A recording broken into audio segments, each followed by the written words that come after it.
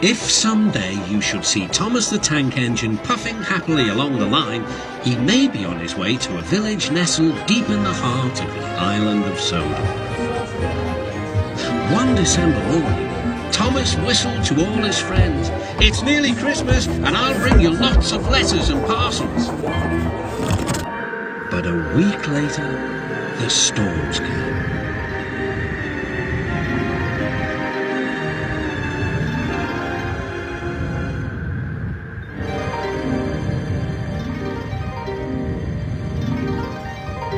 The island was covered with thick snow. The engines found work difficult.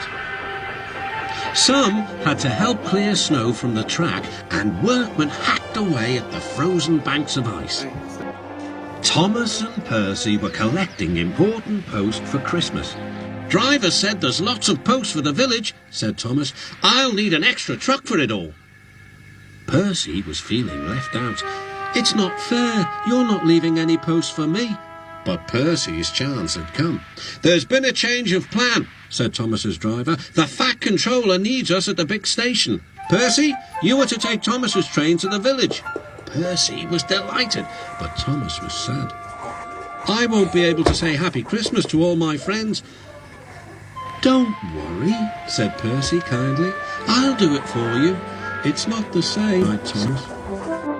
Percy was making good time on his way to the village when suddenly, "What's that?" called his driver. There ahead was a fogman by the line. He was holding a red light. "The village is cut off by snow," he shouted. "We need snowplows, workmen and a helicopter. Leave your trucks in the sidings and go back quickly." Percy was soon steaming to Harold's airfield. "Beep, beep," whistled Percy. "Wake up, lazy wings! The mountain villagers need your help. They're stranded." "Whiz-o," replied Harold. "I like an emergency to keep me warm." And he buzzed away.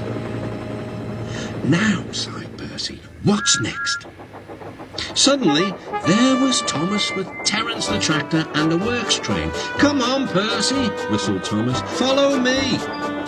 The two engines battled their way through the snow. At last, they reached the village. Harold was already there, busily dropping food to people and animals. Terence quickly got to work. "Lovely stuff," he said as he pushed the snow aside. "Well done, Percy. Well done, Thomas," cheered the villagers. "You're the best Santa Claus this village has ever had." "What's a Santa Claus?" asked Percy. "Santa Claus is someone who drops presents down chimneys at Christmas time." Percy looked at his funnel.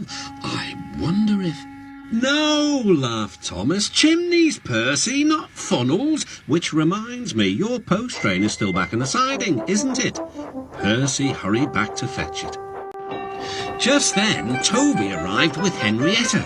"We've brought lots of hot drinks and food for the villagers," he whistled. That night, all the engines had gone back to their sheds except Toby. The villagers had made a plan to thank the engines. They loaded paint pots and parcels into Henrietta, then they set off through the moonlit countryside. All the engines were fast asleep in the sheds as Toby ran silently into the yards.